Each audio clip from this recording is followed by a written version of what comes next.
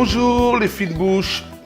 Dans cette vidéo, nous allons traiter un plat traditionnel de France, la blanquette de veau.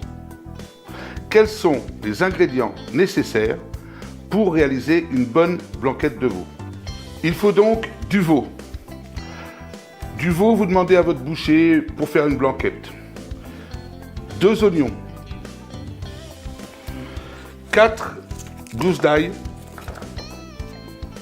un bouquet garni, 300 g de carottes, 3 poireaux. Tout ça, ça va être pour faire notre cuisson. Ensuite, pour la garniture, des champignons de Paris, 250 g, 150 g de petits oignons grelots. Pour l'aromatisation, des clous de girofle, de la muscade, du sel, du poivre. Ensuite, pour réaliser la sauce, nous allons récupérer 1,5 litre de fond de veau qui sera le fond de cuisson. Et nous avons besoin d'un jaune d'œuf pour mélanger avec la crème fraîche qui fera une liaison. De la farine et du beurre pour faire le roux. On va pouvoir commencer à travailler. Vous allez comprendre l'utilisation de chacun de ces éléments au cours de la recette. La viande de veau a été blanchie, puis nettoyée. Donc vous voyez, on a des très beaux morceaux, bien propres, bien purs, prêts à cuire. On va donc faire la mise en cuisson.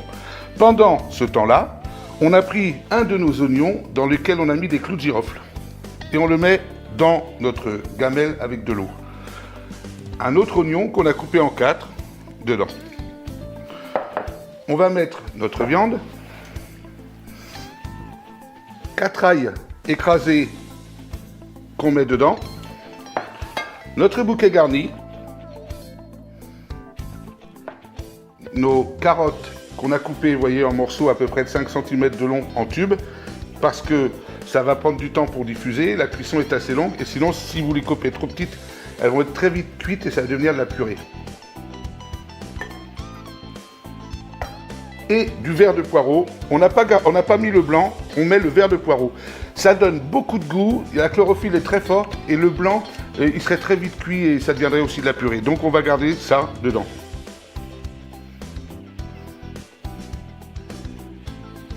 Moi, traditionnellement, vous le savez, je mets toujours un petit peu de sel en début de cuisson.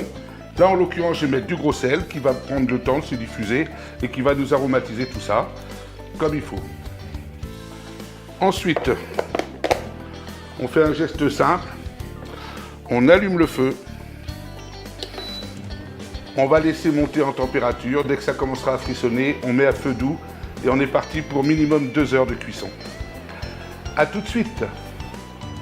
2 heures, 4 minutes de cuisson. La viande est cuite, donc j'ai débarrassé la viande d'un côté, la garniture de l'autre et le fond que j'ai passé au chinois.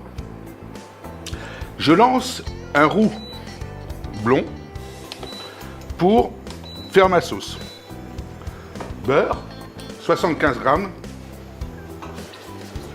J'ai anticipé, j'ai fait fondre un petit peu avant. Farine, 75 g également.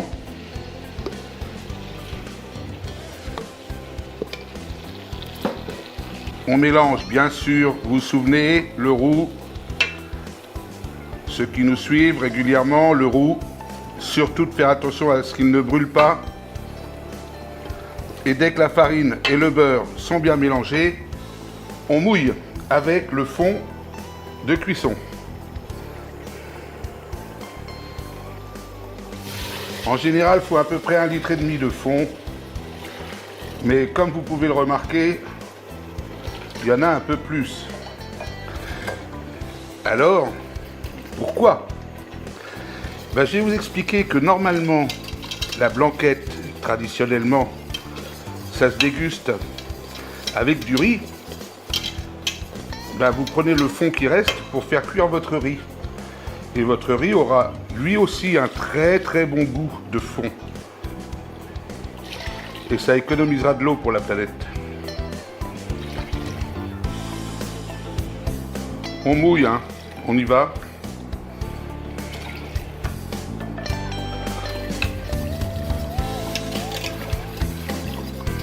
Voilà. Là, ça paraît un peu liquide. On va laisser le temps au roux d'agir. Ensuite, on va y mettre notre viande. Et pour ce qui concerne la garniture, évidemment, le bouquet garni et l'oignon au girofle, on jette. Pour ce qui est du reste, deux options. On le prend avec un peu de fond, on le mixe, ça fait une super soupe. Ou alors, on dresse la blanquette avec ses légumes, si vous voulez pas faire de riz. Et ça sera aussi très très bon. Par contre, on le sert séparément, pas dans la sauce. Pendant le temps de cuisson de la viande, on a eu le temps de préparer nos petits oignons glacés à blanc et nos champignons cuits au fond blanc.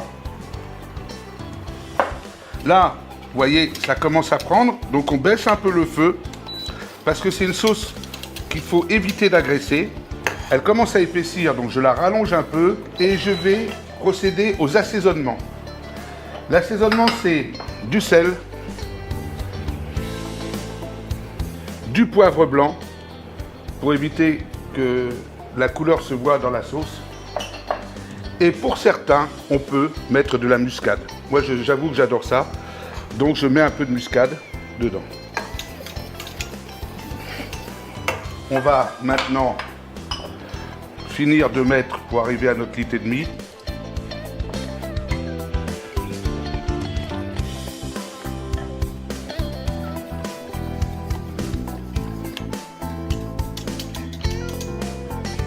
Et on va y rajouter la viande. À partir de maintenant, tout ce qu'on va faire sera fragile. La viande est cuite, si on la maltraite, elle va se casser. On va y rajouter les oignons et les champignons, peu importe l'ordre. Parce qu'il faut que tout ça revienne en température, sans jamais les agresser.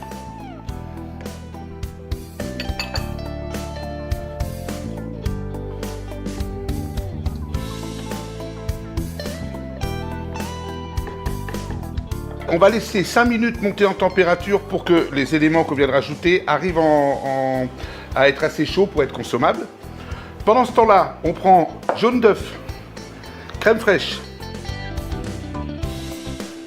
et on va faire ce qu'on appelle une liaison. On va doucement ajouter cette liaison en remuant tout en faisant très attention et vous allez voir que on le voit à l'image, la blanquette va blanchir d'une part, donc va devenir immaculée, très très jolie visuellement.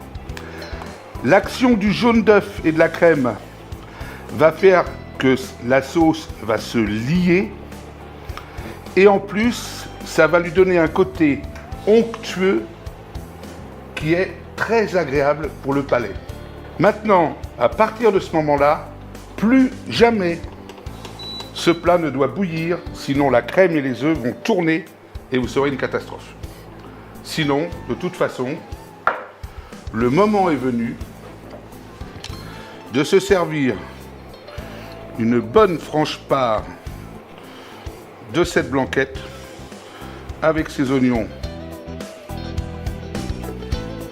et ses champignons.